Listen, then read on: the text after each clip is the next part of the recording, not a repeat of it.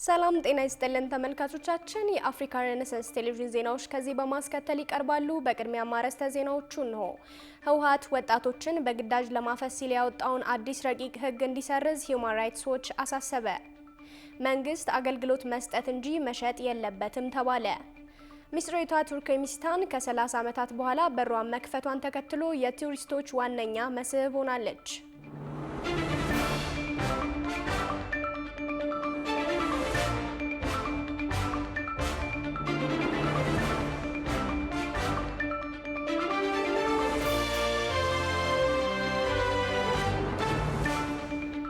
ተመልካቾቻችን በያላችሁበት የዓለም ጥግ ሰላምታችን ይድረስ። ይህ የአፍሪካ ሬኔሳንስ ቴሌቪዥን የዜና ሰዓት ነው።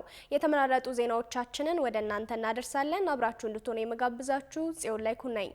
ወደ ቀዳሚው ዜናችን ስናልፍ ህወሓት ወጣቶችን በግዳጅ ለማፈስ ሲል ያወጣውን አዲስ ረቂቅ ህግ እንዲሰርዝ ሂዩማን ራይትስ ዎች አሳሰበ። በትግራይ ክልል ከኤርትራ የብሔራዊ ውትድርና አገልግሎት ጋር ተመሳሳይነት ያለው ወታደራዊ አፈሳ መፈጸም ከጀመረ በኋላ የወጣው ይህ ረቂቅ ህግ እስራትና የሞት ቅጣትን የሚደነግግ በመሆኑ አደገኛ እንደሚሆን ተቋሙ አስታውቋል። ብዙነህ እንዳለ ተጨማሪ አለው። በትግራይ ክልል አስገዳጅ ወታደራዊ አፈሳ ለማካሄድና ከህጉ የወጣ አካልን ደግሞ ከእስር እስከ ሞት ቅጣት ለመቅጣት የሚያስችለው አዲስ ረቂቅ ህግ መነጋገሪያ ከሆነ ሰነባብቷል። ይህ ህወሓት ያወጣው ረቂቅ ህግ ከመሰማቱ አስቀድሞ ደግሞ በትግራይ ክልል ከኤርትራ ብሔራዊ አስገዳጅ የውትድርና አገልግሎት ጋር ተመሳሳይ ነው የተባለ ድርጊት መፈጸም መጀመሩ ሲሰማ ቆይቷል። ሂዩማን ራይትስ ዎች የዚህ አዲስ ረቂቅ ህግ በስራ ላይ መዋል ካለፈው ጦርነት ላላገገመው የትግራይ ክልል ሌላ ስጋት የሚጥል መሆኑን ገልጿል። የሰብአዊ መብት ተሟጋች ሰኔ 16 ቀን 2018 ዓ.ም ባወጣው መግለጫ በትግራይ ክልል የሚገኙ የክልል ባለስልጣናት አስገዳጅ የወታደራዊ አገልግሎት ለመጣልና ተቃዋሚዎችን ለመቅጣት ሰፊ ስልጣን የሚሰጠውን አዋጅ ማንሳት እንዳለባቸው አሳስቧል። የሂዩማን ራይትስ ዎች የአፍሪካ ምክትል ዳይሬክተር ላቲሺያ ባድር የትግራይ ተወላጆች ከሁለት ዓመቱ አውዳሚ ግጭትና ካስከተለው መዘዝ ገና እያገገሙ እንደሆነ ጠቅሰው የክልሉ ባለስልጣናት አሁን ባለው የፖለቲካ ውጥረት ሳቢያ ሲቪሎች ወታደራዊ አገልግሎት እንዲሰጡ ማስገደድና ጎን ለጎን ደግሞ የግዳጅ ምልመላ የሚተቹትን መቅጣት የለባቸውም ብለዋል። ረቂቁ በህወሓትና በኢትዮጵያ ፌዴራል መንግስት መካከል ያለውን ውጥረት እየጨመረ በመጣበት ወቅት የወጣ ሲሆን ለክልሉ ባለስልጣናት ሰፊ ስልጣን የሚሰጥ እንደሆነ ነው እየተገለጸ የሚገኘው። ሂዩማን ራይትስ ዎች የአካባቢው ባለስልጣናትና የትግራይ የጸጥታ ኃይሎች ከግዳጅ ምልመላ የሚያመልጡትን ወላጆችና ትንንሽ ልጆች እየቀጡ መሆኑን የሚገልጹ ሪፖርቶች እየደረሱትም በዚሁም ምክንያት የግዳጅ ምልመላና የአዲስ ግጭት እንዳይቀሰቀስ የፈሩ ሰዎች ከክልሉ እየሸሹ መሆኑን አስታውቋል። ህወሓት ረቂቅ አዋጁን ያወጣው በፌዴራል መንግስቱ የተሾሙ የክልሉን አስተዳዳሪዎች ከስልጣን አውርዶ ከኤርትራ ብሔራዊ ውትድርና አገልግሎት ጋር የሚመሳሰል አፈሳ ከጀመረ በኋላ ነው። ሂዩማን ራይትስ ዎች ባወጣው መግለጫ ረቂቅ አዋጁ አሻሚና በጣም እየተለጠጠ ቋንቋ መያዙንም ይጠቅሳል። ይህም ለብዝበዛ ክፍት መሆኑን እንዲሁም ለተለያዩ ጥፋቶች እስራትና የሞት ቅጣትን ማካተቱንም ገልጿል። ሂዩማን ራይትስ ዎች ያየውና ያለ ህዝብ ትችትና ውይይት የጸደቀው አዲሱ አዋጅ ጤናቸው እና እድሜያቸው ለሚፈቅድላቸው ሰዎች ሁሉ አስገዳጅ የወታደራዊ ንቅናቄ ማዕቀፍን ይዘረጋል። መግለጫው አሁን ባለው የግዳጅ ወታደራዊ ምልመላ የትግራይ ባለስልጣናት የትግራይ ኃይሎች ቀድሞ ተዋጊዎች ለወታደራዊ እዛቸው ሪፖርት እንዲያደርጉም ትዕዛዝ አስተላልፏል ብለዋል። ቤት ለቤት በመሄድም በጅምላ በግዳጅ ተዋጊዎችን አፍሰዋል ያለው ሂዩማን ራይትስ ዎች አገር በቀል የሰብአዊ መብት ተሟጋጅ ተቋማትና መገናኛ ብዙሃንን በመጥቀስ አፈሳው ልጆችንም እንደሚጨምር አስታውቋል። በረቂቅ አዋጅ ውስጥም እስከ ሞት እንደሚያስቀጡ የተቀመጡት ድርጊቶችን በመዘርዘር በማንኛውም ሁኔታ ውስጥ የሞት ቅጣትን አንቀበልም፣ የጭካኔና የመጨረሻ ውሳኔ ነው ሲልም ትችቱን አቅርበዋል። መንግስት አገልግሎት መስጠት እንጂ መሸጥ የለበትም ተባለ። ዜጎች እየጨመረ ከመጣው የሸቀጦች ዋጋ በበለጠ ከመንግስት ለሚያገኙት አገልግሎት የሚከፍሉት ክፍያ እየፈተናቸው እንደሆነ የኢትዮጵያ ሸማቾች መብት ተቆርቋሪ ድርጅት አስታውቋል። ሩሃ ግርማ ተጨማሪ አላት። በቅርብ ጊዜያት በኢትዮጵያ በተለያዩ አገልግሎቶች ላይ የታዩ የዋጋ ማስተካከያዎችና ጭማሪዎች ተገልጋዩን በእጅጉ እየፈተኑ ይገኛሉ። በዚህ ምክንያትም የሸማቹ መብት እየተጣሰ በመሆኑ ትኩረት ሊደረግበት ይገባል ሲል የኢትዮጵያ ሸማቾች መብት ተቆርቋሪ ድርጅት ገልጿል። የተለያዩ የመንግስት ተቋማት ያደረጓቸው የዋጋ ጭማሪዎች የማክሮ ኢኮኖሚውን ህመምና የህዝቡን የደሞዝ ወለል ያላገናዘቡ መሆናቸውን ያነሳው ድርጅቱ የኢሚግሬሽንና ዜግነት አገልግሎት የአዲስ ፓስፖርት ክፍያ፣ በአዲስ አበባ ከተማ አዲስ የተሽከርካሪ ሰሌዳ ዋጋ፣ የቴሌኮም አገልግሎትን ጨምሮ ሌሎች አገልግሎቶች ላይ የታየውን ጭማሪ እንደ ማሳያ አንስቷል። ጣቢያችን አፍሪካን ሬኔሳንስ ቴሌቪዥን በጉዳዩ ላይ ያነጋገራቸው የቢዝነስና የኢንቨስትመንት ባለሙያ የሆኑት ከፈለኝ ኃይሉ መንግስት ገንዘብ መሰብሰብ ያለበት አገልግሎት በሚሰጥበት ሰዓት ያንን አገልግሎት ለመስጠት የሚያወጣቸውን ወጪዎች ለመሸፈን ብቻ እንጂ ሽያጭ መሆን የለበትም ሲሉ አስረድተዋል። መሰረታዊ ሀሳቡ አሁን መንግስት የሚሰጠው መንግስት ነጋዴ አይደለም እና ካልኩሌት የሚደረገው የመንግስት አገልግሎት በሚሰጥበት ሰዓት መንግስት ያንን አገልግሎት ለመስጠት ያወጣቸው ወጪዎች ይሰላሉ። ከዛ በኋላ ሰራተኛ ይቀጠረበታል። እዛ ትርፍ የሚባል ነገር እዛ ውስጥ የለም። ኮስት በሚወጣበት ሰዓት አገልግሎቱን ለማግኘት እዛ ጋር ሰራተኛ ይመደበበታል። ቢሮ፣ ኦፊስ የሚያል ነገሮች እነዚህን ወጪዎች ለመሸፈን የሚያስችል ብቻ ነው መሰብሰብ ያለበት እንጂ እንትን መሆን የለበትም። መሸጥ የለበትም። ባለሙያው አሁን ግን በተለያዩ አገልግሎት መስጫ ተቋማት አገልግሎት ለመስጠት ከፍተኛ ገንዘብ እየተጠየቀ እንደሆነ ገልጸዋል። መንግስት አገልግሎት ሰጪ እንጂ አገልግሎት አቅራቢ አይደለም። አንዱ ገቢ መገኛ ነው። አዎ፣ ግን ያ እንዴት ነው የሚተመነው? ፕሮፊት ምናምን ማሪጅን ተይዞለት እንደዚህ ተብሎ ምናምን አይደለም የሚሰጠው። መንግስት ያንን አገልግሎት ለመስጠት ያወጣቸውን ቀጥታ ወጪዎችን ለመሸፈን ብቻ ዋጋ ሲወጣ ማለት ነው። አሁን ግን በተለያየ ቦታ ላይ የሚታየው ነገሮች አገልግሎት ከመስጫ በላይ ነው እየተጠየቀ ያለው። የኢትዮጵያ ሸማቾች መብት ተቆርቋሪ ድርጅት በበኩሉ የመንግስት አገልግሎቶች ለትርፍ የተቋቋሙ ሳይሆኑ ዜጎችን ለመደገፍ ማህበራዊ ፍትህን ለማረጋገጥና በህጉ የተጣሉ ግዴታዎችን ለመወጣት የሚቀርቡ መሰረታዊ አገልግሎቶችና መብቶች ቢሆኑም በአሁኑ ወቅት በጅምላ እየታዩ ያሉ የዋጋ ጭማሪዎች ሸማቹን ማህበረሰብ ተስፋ የሚያስቆርጡ፣ ወደ ከፋ ድህነት የሚገፉና ዜጎች መሰረታዊ አገልግሎቶችን ለማግኘት በሚከፍሉት ግብር የመገልገል የዜግነት መብታቸውን አደጋ ላይ የሚጥሉ ሆነው አግኝቻቸዋለሁ ብሏል። የኢንቨስትመንት ባለሙያው ስለ መፍትሄውም የሚከተለውን ብለዋል። መፍትሄው ዋጋ በሚዘጋጅበት ሰዓት ለአገልግሎት ለዛ አገልግሎትን ለመስጠት ለምሳሌ ፓስፖርቱን ለማሳደም ከዛ ለዛ ቦታ ላይ ለሚመድበው ሰራተኛ ለዛ አገልግሎትን የሚያወጣ ወጪ ብቻ ነው እንጂ እንደ ንግድ ትርፍ ፕሮፊት ምናምን ተደርጎ ዝም ብሎ የሚቀመጥ አይደለም። አንዱ እሱ ነው። ሁለተኛ ዜጎችንም ማሳመን መቻል አለበት። ያንን የምከፍለው እኔ ያንን አገልግሎት ለማግኘት እንደሆነ መታወቅ አለበት እንጂ አገልግሎት ለመግዛት አይደለም እና አገልግሎት እየገዛው እንደሆነ እንዲሰማኝ ማድረግ የለበትም። በእነዚህና በሌሎች የመንግስት ተቋማት የአገልግሎት ጭማሪዎች ማህበረሰቡ እየተፈተነ እንደሆነ ተመልክተናል ሲል የኢትዮጵያ ሸማቾች መብት ተቆርቋሪ ድርጅት ገልጿል። በመንግስት ተቋማት የአገልግሎት ጭማሪዎች ማህበረሰቡ እየተፈተነ እንደሆነ ተመልክተናል ሲል የኢትዮጵያ ሸማቾች መብት ተቆርቋሪ ድርጅት ገልጿል። ለ30 ዓመታት በሯን ዘግታ ከዓለም የተገለለች አንዲት ሚስጥራዊት ሀገር የብረት መጋረጃዋን በትንሹ ከፈት አድርጋ የውጭ ቱሪስቶችን መጋበዝ መጀመሯ ተሰማ። ይህች ሀገር የትራፊክ መብራቶቿ ሳይቀሩ ነጭ የሆኑባት፣ ዋና ከተማዋ ሙሉ በሙሉ በነጭ እብነበረድ የተገነባችባትና በረሃዋ ውስጥ ለግማሽ ምዕተ ዓመት የማያቋርጥ እሳት የሚነድባት ቱርክሜኒስታን ትባላለች። የውጭ ትንታኔና ዓለም አቀፍ ጉዳዮች ዘጋቢያችን ቃል ኪዳን ይጥና ይህንን ልብ አንጠልጣይ የጉዞና የፖለቲካ ታሪክ በሚከተለው ማራኪ ዘገባ ይቃኘዋል። አብረን እንከታተለው። Ashgabat, the whitest city in the barren desert. ዛሬ የምወስዳችሁ ወደ ሌላ ፕላኔት አይደለም፣ ነገር ግን በዚህችው ምድራችን ወዳለች ለ30 ዓመታት በሯን ዘግታ ከዓለም ወደ ተገለለች አንዲት ሚስጥራዊት ሀገር ነው። ይህች ሀገር የትራፊክ መብራቶቿ ሳይቀሩ ነጭ የሆኑባት፣ ዋና ከተማዋ ሙሉ በሙሉ በነጭ እብነበረድ የተገነባችባትና በረሃዋ ውስጥ ለግማሽ ምዕተ ዓመት የማያቋርጥ እሳት የሚነድባት ቱርክሜኒስታን ትባላለች። የማህበራዊ ሚዲያ ተጠቃሚዎች የዓለማችን እጅግ እንግዳዋ ሀገር ወርልድስ ዊርደስት ካንትሪ እያሉ የሚጠሯት ይህች የቀድሞው የሶቪየት ህብረት አባል አሁን ግን የብረት መጋረጃዋን በትንሹ ከፈት አድርጋ የዓለምን ቱሪስቶች መጋበዝ መጀመሯን ኤኤፍፒ በልዩ ዘገባው አስነብቧል።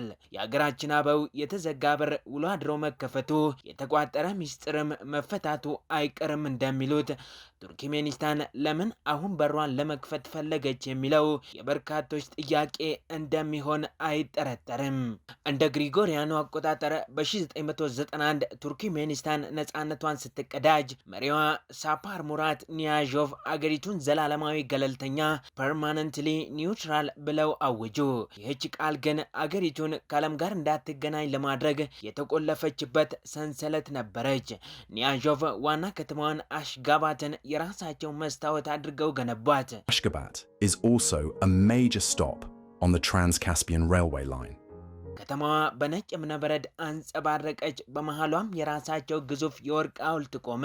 ለ30 ዓመታት የአገሪቱ ዜጎች ከውጭው ዓለም ጋር ያላቸው ግንኙነት እጅግ የተገደበ ነበር። የአገራችን ሰዎች ሲያዩት ያማረ ሲገቡበት የሚያስፈራ እንደሚሉት አሽጋባት በጊነስ የዓለም ሪከርድ ውስጥ የነጭ ህንፃዎች ከተማ ተብላ ብትመዘገብም መንገዶቿ ግን የውጭ ጎብኚዎች የሌሉባት ጸጥ ያሉ ነበሩ። በአገሪቱ ሰፊው የካራኩም በረሃ ውስጥ አንድ አስገራሚ የተፈጥሮና የሰው ሰራሽ ውህድ አለ። የሲኦል በር ጌትዌይ ቱ ሄል በመባል የሚታወቀው ይህ ግዙፍ የጋዝ ጉድጓድ ለ50 ዓመታት ያህል ቀንና ሌሊት ይነዳል። በጨለማ ውስጥ የሚንቦገቦገው ይህ እሳት ልክ እንደ ቱርክሜኒስታን ምስጢራዊነት አጓጊና አስፈሪ ነው። ዛሬ ድፍረት ያላቸው የውጭ ቱሪስቶች ይህንን ትርኢት ለማየት ጠንካራውን የቪዛ ህግ በፈተና አልፈው ይመጣሉ። የጀርመናዊቷ ቱሪስት ሊዛ ዞርን ገጠመኝ የሚሄው ነው። የመጀመሪያ ትኩረቴን የሳበው ሁሉም ነገር በነጭ ቀለም መዋጥ ነው። ነጭ ትራፊክ መብራት አይቻል አውቅም ትላለች በመገረም። ሁሌ መቆለፍ አይቻልም። የአሁኑ ፕሬዝዳንት ሰርዳር ቤርዲ ሙካሜዶቭ የቀድሞ ፕሬዝዳንት ልጅ አሁን አገሪቱን ከእንቅልፏ ለማንቃት የወሰኑ ይመስላል። የቱሪዝም ኤጀንሲዎች እንደሚያብራሩት ከቅርብ ጊዜ ወዲህ የቪዛ ክልከላዎች እየቀነሱ መጥተዋል። ከምዕራባውያን ሀገራት የመጡ ቱሪስቶች በጥንታዊቷ የኒሳ ምሽግ ላይ መታየትም ጀምረዋል። የሀገር ውስጥ አስጎብኚው አዛት በደስታ እንደሚናገረው ቱርክሜኒስታን በጥንታዊው የሐር ጎዳና ታሪኳን ተጠቅማ በሚሊዮን የሚቆጠሩ ጎብኚዎችን ለመቀበል ዝግጁ ነች። የኤሌክትሮኒክ ቪዛ ህግም መጽደቁ የተነገረ ሲሆን ተግባራዊ የሚሆንበት ቀን እየተጠበቀ መሆኑም ተሰምቷል። ከዚህ ሁሉ ሚስጥርና መገለል የምንማረው አንድ ትልቅ የህይወት እውነት አለ። አንድ መንግስት ከተማውን በወርቅ ሊለብጥ፣ በነጭ እብነበረድ ሊገነባ እንዲሁም ድንበሩን በብረት አጥር ሊቆልፍ ይችላል። ነገር ግን የሰውን ልጅ የመገናኘት የማወቅና ታሪኩን ለሌላው የማካፈል ተፈጥሯዊ ጉጉት በምንም አይነት አዋጅ ሊታሰር አይችልም። እንደ ኤኤፍፒ ዘገባ ቱርክሜኒስታን መጋረጃዋን ቀስ በቀስ እየገፈፈች ያለችው ኢኮኖሚዋን ከጋዝ ጥገኝነት ለማላቀቅ ብቻ ሳይሆን ህዝቦቿ በዓለም የሰው ልጅ ቤተሰብ ውስጥ የራሳቸውን ወንበር እንዲይዙ ጭምር ሲሆን እጅግ ውብ የሆነ ሙዚየም የሚመለከተው ታዳሚ ከሌለው ባዶ ህንፃ ነውና የቱርክሜኒስታን ነጭ ከተሞች አሁን የዓለምን የእግር ኮቴና የሰውን ልጅ የጋራ ትንፋሽ በጉጉት እየተጠባበቁ ነው። The success of Ashgabat's physical development. በኢትዮጵያ የፈጠራ ዘርፍ ሴቶች ከችሎታቸው ይልቅ ሴትነታቸውን እንደ ቅድመ መስፈርት እንደሚጠየቁ ጥናት አመላከተ። በተለይም በስራ ቦታ የሚደርስ ጾታን መሰረት ያደረገ አድሎ፣ በውሳኔ ሰጪነት ቦታ ላይ ያላቸው ውክልና ዝቅተኛ መሆን ሴቶች በዘርፉ ውጤታማ እንዳይሆኑ እንቅፋት ፈጥሮባቸዋል ተብሏል። ናቲማናዬ በዝርዝር ይነግራችኋል። በምስራቅና ደቡብ አፍሪካ የማህበራዊ ሳይንስ ምርምር ድርጅት መሪነት በማስተር ካርድ ፋውንዴሽን የገንዘብ ድጋፍ ከዓለም አቀፍ የሴቶች ምርምር ማዕከል ጋር በመተባበር ላለፉት 3 ዓመታት ሲካሄድ የቆየ የጥናትና ምርምር ፕሮጀክት ግኝት ይፋ ተደርገዋል። ይህ ጥናት በኢትዮጵያ፣ ኬንያ፣ ዩጋንዳ፣ ሩዋንዳ፣ ጋና፣ ናይጄሪያና ሴኔጋል 7 የአፍሪካ ሀገራትን ያካተተ ነው። ጥናቱ በኢትዮጵያ የፈጠራ ዘርፍ ማዕከል የሆነችውን አዲስ አበባን ጨምሮ በአዳማ፣ ባህር ዳር፣ ሐዋሳና ወልቂጤ የሚገኙ ከ18 እስከ 35 የዕድሜ ክልል ውስጥ ያሉ ወጣት ሴት የፈጠራ ባለሙያዎችን ያሳተፈ ሲሆን በዘርፉ ያላቸውን እድሎችና የሚገጥማቸውን ተግዳሮቶች መመርመሩ ተነግሯል። በኢትዮጵያ የፈጠራ ዘርፍ ሴቶች ከችሎታቸው ይልቅ ሴትነታቸው እንደ ቅድመ መስፈርት እንደሚጠየቁበት ጥናቱ አመላክቷል። በተለይም በስራ ቦታ የሚደርስ ጾታን መሰረት ያደረገ አድሎ፣ በውሳኔ ሰጭነት ቦታ ያላቸው ውክልና ዝቅተኛ መሆን ሴቶች በዘርፉ ውጤታማ እንዳይሆኑ እንቅፋት ፈጥሮባቸዋልም ተብሏል። በስራ ቦታዎቻቸው እነዚህ ክሬቲቭ ኢንቫይሮንመንትስ አካባቢ ጾታን መሰረት ያደረጉ ትንኩሳዎች፣ አድሎዎች በተለይ በክፍያ ሊሆን ይችላል፣ በደረጃ እድገት ሊሆን ይችላል። ብዙ ጊዜ ሴቶች ዝቅተኛውን የስራ መደብ እንዲይዙ ወሳኝ የሆኑ ውሳኔ ሊጠይቁ የሚችሉ ዘርፎች ውስጥ እንዳይሳተፉ የሚያደርጉ ነገሮች ናቸው ሀፕን የሚያደርጉት እና ብዙ ሴቶች በዚህ በክሬቲቭ ሴክተር ውስጥ የሚሰሩባቸው ቦታዎች ወንዶች የበላይ የሆኑበት ኤሪያ ነው እና ያ ለትንኮሳዎች ተጋላጭ እንዲሆኑ ያደርጋቸዋል። አብዛኞቹ ሴቶች እንዲህ አይነት ነገሮችን እንደ ፕሪኮንዲሽን ወይም እንደ ቅድመ ሁኔታ ነው የሚጠየቁት። ለምሳሌ ትወና ላይ ለመግባት፣ ውዝዋዜ ለመስራት፣ የተለያዩ ስራዎችን ለመስራት እንደዚህ ወንዶች ዶሚኔት የሚያደርጉባቸው ክሬቲቭ ሴክተሮች ውስጥ ሴቶች ሴትነታቸው ችሎታቸው ሴትነታቸው ተመዝኖ እንትን እንዲሉ የተደረገበት ሁኔታ ነው ያለው እና ያ ሌላ ፈተና ነው። በዳሰሳ ጥናቱ 38.8 በመቶ ምላሽ ሰጪዎች የፈጠራ ስራ ቦታዎች በወንዶች የተያዙ መሆናቸውን ገልጸዋል። 46.6 በመቶ የሚሆኑት በቃለ መጠይቆች ወይም ጨረታዎች ወቅት ሴት በመሆናቸው ብቻ ወይም የሚደርስባቸውን ጾታዊ ትንኮሳ በመቃወማቸው የስራ ዕድላቸው እንደባከነባቸው ሪፖርት አድርገዋል። 87 በመቶ የሚሆኑት ባለፉት 12 ወራት ውስጥ በአካላዊ ገጽታቸው ላይ ያልተገባ አስተያየት እንደተሰጠባቸው ጠቁመዋል። 52.5 በመቶ ምላሽ ሰጪዎች ጸረ ትንኮሳ ፖሊሲዎች በስራ ቦታቸው ባለመኖራቸው ምክንያት ለሚደርስባቸው ችግሮች መፍትሄ ማግኘት እንዳልቻሉ ተናግረዋል። እነዚህ ሁሉ ተግዳሮቶች ቢኖሩም በዘርፉ ያሉ ባለሙያዎች ለስራቸው ያላቸው ፍቅርና እርካታ ከፍተኛ ሆኖም ተገኝቷል። ጥናቱ ለእነዚህ መሰሉ ችግሮች የመፍትሄ ሀሳብ ያላቸውንም አስቀምጧል። እንግዲህ መፍትሄው ምንድን ነው? ለምሳሌ በስራ ቦታ ስትሮንግ የሆነ ጠንከር ያለ የሃራስመንት ፕሮቶኮል ፕሪቬንሽን አንታይ ሃራስመንት ፕሮቶኮል እንዲኖር ወይንም እንግዲህ ሃራስመንትን ወይንም ትንኮሳን የሚከላከል አሰራሮች መስሪያ ቤቶቹ ማህበራት እንዲዘረጉ ማድረግ መጠቆም አለበት ህጉ። ከዛ በተጨማሪ ለሴት ፈጣሪዎች እንደ ማንኛውም ፈጠራ የገንዘብ ድጋፍ ስታርታፕ በጀት ሊበጀት ይገባል። ምክንያቱም ትልቁ ፋይናንሻል ችግር ነው እና ድጋፍ ካገኙ ራሳቸው ያለባቸውን ክፍተት እየሞሉ አቅማቸውን እያዳበሩ ይሄዳሉ እና ያንን በፖሊሲ ነው ልትደግፍ፣ በፋይናንስ ሚኒስቴር ሊሆን ይችላል ያንን ማድረግ። ከዛ በተጨማሪ ደግሞ እንደ መፍትሄ እኛ የምንጠቁመው ትምህርት ተቋማት ለምሳሌ ዩኒቨርሲቲዎች በእያንዳንዱ የሀገራችን ክልሎች አሉ። እዛ ኤሪያ ላይ ምን ክሪኤቲቭ ፖቴንሻልስ አሉ የሚለውን አይደንቲፋይ አድርገው እዛ ላይ ሀብ መሆን ይችላሉ፣ ስፔሻላይዝ ማድረግ ይችላሉ። ክቡራትና ክቡራን ተመልካቾቻችን አሁንም የአፍሪካ ሬኔሳንስ ቴሌቪዥን ዜናዎች እንደቀጠሉ ናቸው። ወደ ቀጣዮቹ ጉዳዮቻችን ከመሻገራችን በፊት ይፋዊ የማህበራዊ ገጾቻችንን ልናስታውሳችሁ ወደድን። በቴሌቪዥን ስርጭት ያለፋችሁን ፕሮግራሞቻችንን ከ1.8 ሚሊዮን በላይ ሰብስክራይበሮች ባሉት አርቲስት ቲቪ ወርልድ የዩቲዩብ ገጻችን በኩል ልትከታተሉን ትችላላችሁ። በተጨማሪም በርካታ ተከታዮችን ባፈራንባቸው በፌስቡክ፣ በቀድሞ ትዊተርና በአሁኑ ኤክስ እንዲሁም በቲክቶክና ኢንስታግራም ገጾቻችን በኩል ቤተሰብ መሆን ትችላላችሁ። ከቆይታ በኋላ ከዓለም ዋንጫ ጨዋታዎች ጋር በተገናኘ መነጋገሪያ ስለሆነው ጋናዊ ጠንቋይ ጨምሮ የተመራረጡ ስፖርታዊ መረጃዎችን ወደ እናንተ እናደርሳለን። ይጠብቁን። በህግ ጥሰት በተሰማሩና ሀሰተኛ ኦዲት ሪፖርት ባቀረቡ 47 ባለሙያዎች ላይ እርምጃ መወሰዱ ተገለጸ። ሀሰተኛ የስራ ፍቃድ መጠቀምን ጨምሮ የተደራረቡ የህግ ጥሰቶችን በፈጸሙ የሂሳብና ኦዲት ባለሙያዎች ላይ አስተዳደራዊ እርምጃዎችን መውሰዱን የኢትዮጵያ የሂሳብ አያያዝና ኦዲት ቦርድ አስታውቋል። ትርሲት ገረመው ተጨማሪ አላት። ሀሰተኛ የሂሳብና የኦዲት ሪፖርት ማቅረብን ጨምሮ 13 ያህል የህግ ጥሰቶችን የፈጸሙ 47 የሂሳብና የኦዲት ባለሙያዎች፣ ሪፖርት አቅራቢ ድርጅቶችና አካላት የተለያየ ህጋዊ እርምጃ እንደተወሰደባቸው የኢትዮጵያ ሂሳብ አያያዝና ኦዲት ቦርድ ገልጿል። ከሐምሌ 2017 ዓ.ም ጀምሮ እስከ ሰኔ ወር 2018 ዓ.ም ባለው ጊዜ ውስጥ በሂሳብና ኦዲት ባለሙያዎች፣ ሪፖርት አቅራቢ አካላት፣ ድርጅቶች ላይ ክትትል ማድረጉን ያስታወቁት የቦርዱ የህግ ማስከበር ዳይሬክቶሬት ተጠባባቂ ስራ አስፈጻሚ አቶ ዘውዱ ጌታቸው የሂሳብና የኦዲት ሪፖርትን ደረጃውን ጠብቆ ባለመስራት ከቦርዱ የተሰጠ የሙያ ፍቃድ ሳይኖራቸው ሀሰተኛ የሂሳብና የኦዲት ስራ ፍቃድ ማዘጋጀትና መጠቀም፣ የወሰዱትን ፍቃድ ለቦርዱ ተመላሽ ሳያደርጉ ተቀጥሮ መስራትን ጨምሮ በአጠቃላይ 13 የህግ ጥሰቶች መፈጸማቸውንና ህጋዊ እርምጃ እንደተወሰደባቸው ታውቋል።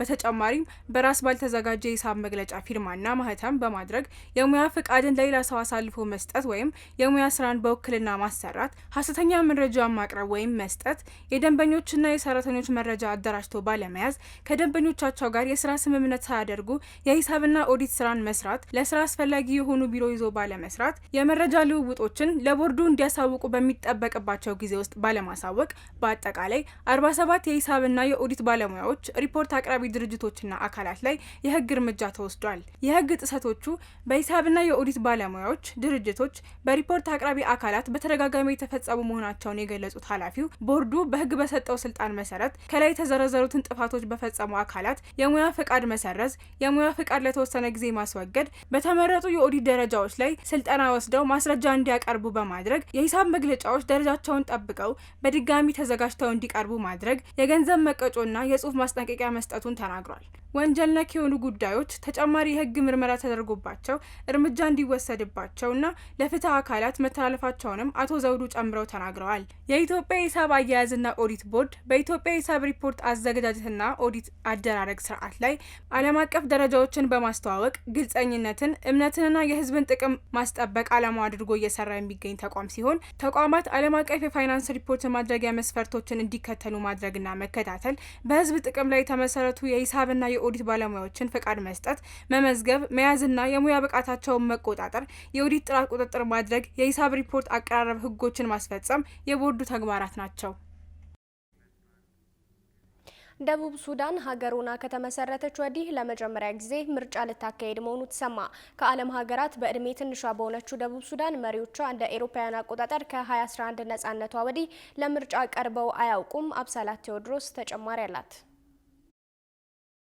ለረጅም ዓመታት በተደጋጋሚ ሲራዘም የቆየውና ደቡብ ሱዳን አገር ሆና ከተመሰረተች ወዲህ ለመጀመሪያ ጊዜ የሚካሄደው አጠቃላይ ምርጫ በቀጣዩ ዓመት ታህሳስ ወር ላይ እንደሚደረግ የሀገሪቱ ባለስልጣናት አስታውቀዋል። በዋናው እቅድ መሰረት ይህ ታሪካዊ ምርጫ መካሄድ የነበረበት ከ11 ዓመታት በፊት እንደ ኢሮፓውያን አቆጣጠር በ2015 ነበረ። ይሁን እንጂ በሀገሪቱ በተቀሰቀሰው የእርስ በርስ ጦርነት ምክንያት ሳይሳካ ቀርቷል። እንደ ኢሮፓውያን አቆጣጠር በ2018 በተደረሰው የሰላም ስምምነት መሰረት ፕሬዚዳንት ሳልቫኪር የአንድነት መንግስት እንዲመሩ፣ ተቀናቃኛቸው ሪክ ማቻር ደግሞ ምክትል ሆነው እንዲሰሩ ቢደረግም በመሪዎቹ መካከል ባለው ውጥረት ሳቢያ እንደ ኢሮፓያን አቆጣጠር የ2022ቱም ምርጫ ሊሰረዝ ችሏል። አሁንም ቢሆን በሁለቱ የፖለቲካ ኃይሎች መካከል ያለው ከፍተኛ አለመግባባት ምርጫውን በድጋሚ ጥያቄ ውስጥ የከተተው ሲሆን ባለፈው ዓመት ሪክ ማቻር ከምክትል ፕሬዝዳንትነት ስልጣናቸው ተነስተው በቁጥጥር ስር ከዋሉ በኋላ በግድያ፣ በአገር ክህደትና በሰብአዊነት ላይ በተፈጸሙ ወንጀሎች ክስ ተመስርቶባቸዋል። ውንጀላዎቹን በሙሉ ማቻር በአሁኑ ወቅት በዋና ከተማዋ ጁባ በቁም እስራት ላይ የሚገኙ ሲሆን ካለፈው ዓመት መጋቢት ወር አንስቶ ደግሞ በተወሰኑ የሀገሪቱ አካባቢዎች አዲስ ግጭት ተቀስቅሷል። የተባበሩት መንግስታትን ጨምሮ አገሪቱ ወደ ሙሉ እርስ በርስ ጦርነት ልትመለስ እንደምትችል በስጋት እያስገነዘቡ ይገኛሉ። የሀገሪቱ የምርጫ ኃላፊ አቤዴንጎ አኮክ ምርጫው ታህሳስ 13 2019 ዓ.ም እንደሚካሄድ በይፋ ያሳወቁ ሲሆን ይሁንና ያልተፈቱ የህግ ማሻሻያዎችና የበጀት እጥረት አሁንም ትልቅ እንቅፋት መሆናቸውን አልሸሸጉም። ኃላፊው በሚቀጥሉት 6 ወራት ውስጥ በጀት ባይገኝ እንኳን ኮሚሽናቸው እውነታውን ያገናዘበ የምርጫ ጊዜ ሰሌዳ ማስተካከያ እያደረገ እንደሚቀጥል ተናግሯል። ፕሬዝዳንት ሳልቫኪር በበኩላቸው ሰኞ ዕለት ባወጡት መግለጫ የ2018ቱን የሰላም ስምምነት ለመተግበርና አገሪቱን በዲሞክራሲያዊ መንገድ ለመምራት ቁርጠኛ መሆናቸውን ገልጸዋል። በፓርቲዎች መካከል ስምምነት ለመፍጠር የሚያስችል ምክክር እየተዘጋጀ መሆኑም ተሰምቷል። ይሁን እንጂ ተቃዋሚዎችና የሲቪል ማህበረሰብ ድርጅቶች በደህንነትና በፖለቲካ ነጻነት ዙሪያ ያላቸው ስጋት አልተቀረፈም የተባለ ሲሆን የሪክ ማቻር ፓርቲ የሆነው ሳውዝ ሱዳን ፒፕል ሊበሬሽን ሙቭመንት ኢን ኦፖዚሽን ምርጫው አሁንም አደገኛ መሆኑን ገልጾ ጥብቅ ማስጠንቀቂያ አስተላልፏል። የፓርቲ ጊዜ ሊቀመንበር በማህበራዊ ትስስር ገጻቸው ባስተላለፉት መልእክት በአገሪቱ አሁንም ጦርነት እንዳለ አስታውሰው በኤስፒኤልኤም አይኦ ቁጥጥር ስር ባሉ ግዛቶች ውስጥ ለመራጮች ምዝገባ ሆነ ለቅስቀሳ የሚመጣ ማንኛውም ሰው የጦር እስረኛ እንደሚሆን አስታውቀዋል። ክቡራን ተመልካቾቻችን በቀጣይ የምናመራው ከሀገር ውስጥና ከውጭ የተመራረጡ ስፖርታዊ መረጃዎችን ወደ እናንተ ወደምናደርስበት ዝግጅት ነው። ስፖርታዊ መረጃዎቹን ባልደረባችን ዮናስ ግርማ ይዞ ይጠብቃችኋል። ከመረጃዎቹ ጋር መልካም ቆይታ።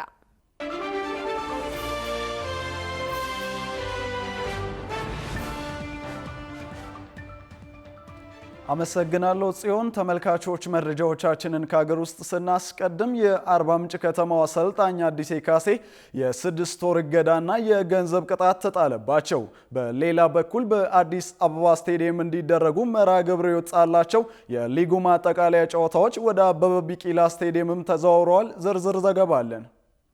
ከሰሞኑ መነጋገሪያ የሆነ አስተያየት የሰጡት የአርባ ምንጭ ከተማው አሰልጣኝ ከባድ ቅጣት ተጣለባቸው። የአርባ ምንጭ ከተማ ጊዜያዊ ዋና አሰልጣኝ የሆኑትን አዲሴ ካሳን የኢትዮጵያ ፕሪሚየር ሊግ አክሲዮን ማህበር የዲሲፕሊን ኮሚቴ የ6 ወር የጨዋታ እገዳና የ10,000 ብር ቅጣት መቅጣቱንም ይፋ አድርጓል። አሰልጣኝ አዲሴ ካሳ አርባ ምንጭ ከተማ በፋሲል ከነማ 2-0 ተሸንፎ ከሊጉ መውረዱ ከተረጋገጠ በኋላ አርባ ምንጭ ከተማ ወረደ ብለን መጥራት አንችልም የሚል ሀሳብ ከጨዋታው በኋላ ለጨዋታው አስተላላፊ ጣቢያ ኦቢኤን መስጠታቸው አነጋጋሪ ጉዳይ እንደነበረ በትላንትናው ዜናችን በዝርዝር መግለጻችንም ይታወሳል።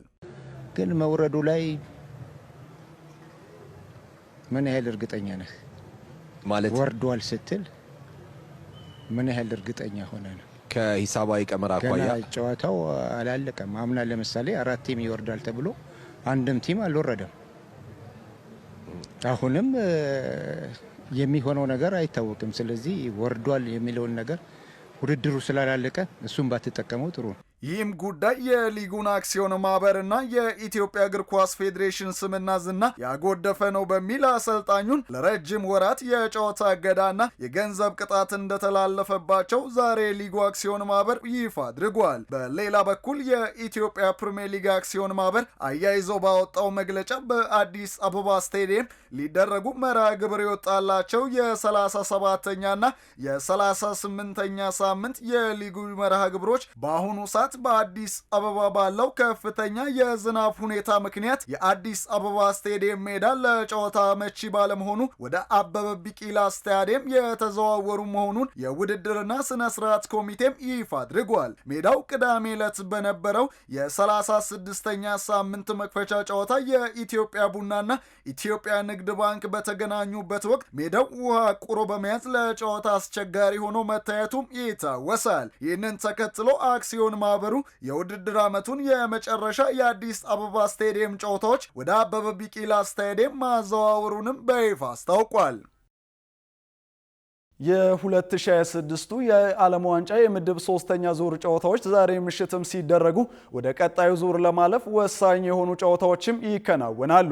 በምሽቱ ጨዋታ አስተናጋጇ ሀገር ካናዳ ከስዊዘርላንድ ጋር ስትገናኝ፣ ብራዚልና ሞሮኮ የምድቡን መሪነት ለመረከብ ብርቱ ፉክክር ያደርጋሉ ተብሎ ይጠበቃል። ጌታውን አበበ የዓለም ዋንጫ ጨዋታዎችን በዝርዝር ዳሷቸዋል። በአሜሪካ ካናዳና ሜክሲኮ አስተናጋጅነት እየተካሄደ በሚገኘው የ2026 ዓለም ዋንጫ የምድብ 3ኛ ዙር የመጀመሪያ ጨዋታዎች ዛሬ ምሽት ሲደረጉ ወደ ቀጣዩ ዙር ለማለፍ ከፍተኛ ትንቅንቅ ይደረግበታል። ምሽት 4 ሰዓት ላይ በሚጀመረው ተጠባቂ መርሃ ግብር አስተናጋጁ ሀገር ካናዳ ከጠንካራዋ ስዊዘርላንድ ስትገናኝ፣ ቦስኒያ ከኳታር የምድቡን መሪነት ለመያዝ ብርቱ ፉክክር ያደርጋሉ።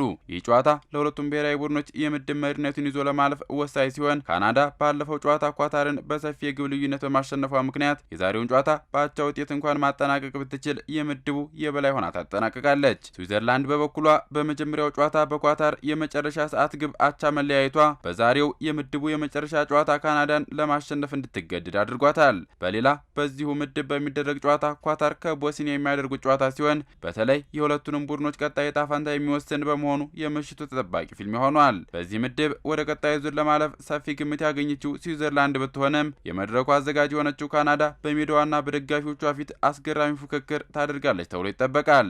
የዓለም ዋንጫ የምድብ የመጨረሻ ዙር ጨዋታዎች ቀጥለው ሲደረጉ የ5 ጊዜ የዓለም ሻምፒዮኗ ብራዚል ከጠንካራዋ ስኮትላንድ ጋር የምታደርገው መርሃ ግብር ትልቅ ትኩረት የሳበ ሆኗል። በምሽቱ ጨዋታ ብራዚል ወደ ቀጣዩ ዙር ለማለፍ በከፍተኛ መተማመን የምትገባ ቢሆንም ስኮትላንድ በታክቲክ ዲሲፕሊን የተደራጀች በመሆኗ ለደቡብ አሜሪካውያኑ ከባድ ፈተና እንደምትሆን ይጠበቃል። በዚሁ ምድብ በሚደረግ ጨዋታ ሌሊት 7 ሰዓት ላይ የአፍሪካዋ ኩራት ሞሮኮ ከሄይቲ ጋር በምታደርገው ጨዋታ ሙሉ 3 ነጥብ በመውሰድ ወደ ቀጣዩ ዙር ለመሸጋገር ሰፊ ዕድል ይዛ ወደ ሜዳ ትገባለች። በአረቡ ሀገርና በመላው አፍሪካውያን ደጋፊዎች ዘንድ ትልቅ ተስፋ የተጣለባት ሞሮኮ ይህንን ጨዋታ በአሸናፊነት ለመውጣት የምታደርገው ጥረት ከፍተኛ ትኩረት አግኝቷል። በዚሁ ምድብ ሰሜን አፍሪካዊቷ ተወካይ ሞሮኮና ብራዚል በምሽቱ ወሳኝ ጨዋታ ቢያንስ አቻ መውጣት የሚችሉ ከሆነ በቀጥታ ጥሎ ማለፉን መቀላቀላቸውን የሚያረጋግጡ ይሆናል። አስቀድማ ማለፏን ያረጋገጠችውና የውድድሩ አዘጋጅ ሀገር ሜክሲኮ ከቼክ ሪፐብሊክ እንዲሁም የምድቡ ግርጌ ላይ የምትገኘው ደቡብ አፍሪካ ከደቡብ ኮሪያ ወሳኝ የምድብ ጨዋታቸውን ሌሊት 10 ሰዓት ላይ ያደርጋሉ።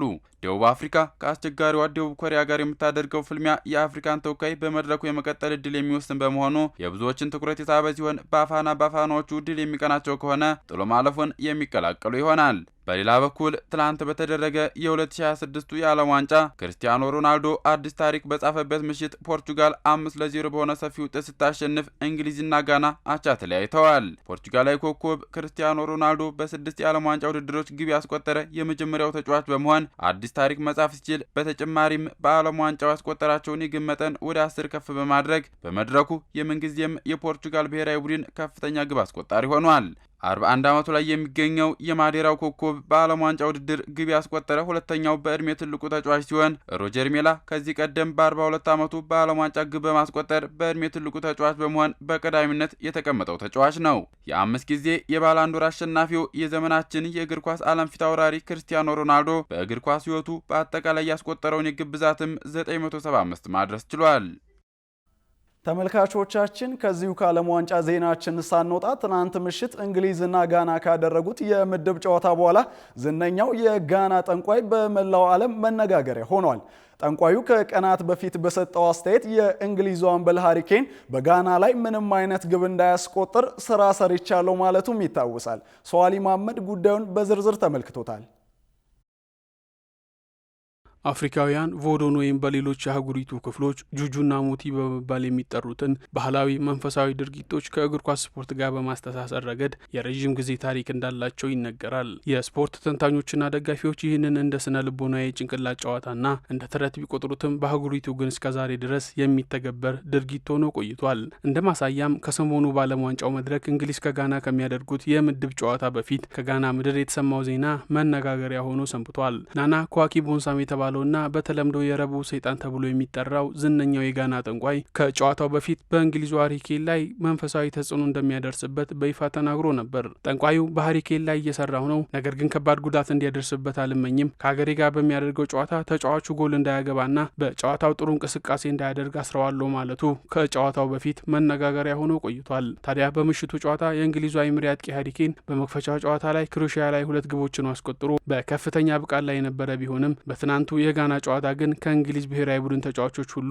እጅግ ዝቅተኛውንና ደካማውን እንቅስቃሴ አድርጎ አሳልፏል። ይህም የጋናው ጠንቋይ ናና ኳኩ የሰራው ድግምት በእርግጥም ተሳክቷል የሚሉ ድምጾች እንዲበረክቱ አድርጓል። ጠንቋዩ ተመሳሳይ ስራዎችን ሲሰራ የመጀመሪያው አይደለም የተባለ ሲሆን በ2014 በብራዚል በተካሄደው ዓለም ዋንጫ ላይ በወቅቱ የዓለም ኮከብ በነበረው ክርስቲያኖ ሮናልዶ ላይ በተመሳሳይ መንፈሳዊ ጥቃት ማድረሱን በይፋ ተናግሮ ነበር። በወቅቱ ሮናልዶ በውድድሩ ዘመኑ ማጠቃለያ ላይ በደረሰበት የጉልበትና የጭን ጉዳት ምክንያት በርካታ ጨዋታዎች ቢያመልጡትም ጠንቋዩ ግን ይህ በሕክምና ሊታወቅና ሊድን የማይችል መንፈሳዊ ጉዳት ነው፣ ሮናልዶ በጋና ላይ እንደማይጫወት አድርጌዋለሁ ማለቱ ተነግሮ ነበር። ከዚህ በተጨማሪም ሌላኛው የፈረንሳይ ብሔራዊ ቡድን ተጫዋች ፖል ፖግባ ከዚህ የጥንቆላ ጉዳይ ጋር ስሙ ተያይዞ እንደነበርም አይዘነጋም። እንደ የቀድሞ ታዋቂ የዚምባብዌ ተጫዋች ሚሞሪ ሙቼራ ሀዋ ምስክርነት ከሆነ ታላላቅ የአፍሪካ ክለቦች ውስጥ በጁጁ ላይ ያለው እምነት በጣም ትልቅ ነው። ክለቦች በተቃራኒ ቡድን እንዳይደገምባቸው በሚል ከተለመደው የስታዲየም መግቢያ ውጪ በሌላ በር መግባት አልፎ ተርፎም በግብ ፖል ላይ የሚቀመጡ ወፎችን እንደ ቮዶ ምልክት ማየት የተለመዱ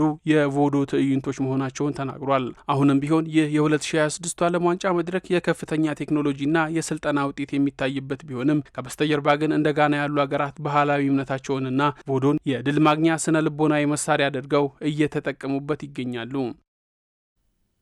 ክቡራትና ክቡራን ተመልካቾቻችን በእኔ በኩል ያስኳቸውን ስፖርታዊ መረጃዎች አጠናቀቅኩኝ። ዮናስ ግርማ ነበርኩኝ። መልካም ቆይታ።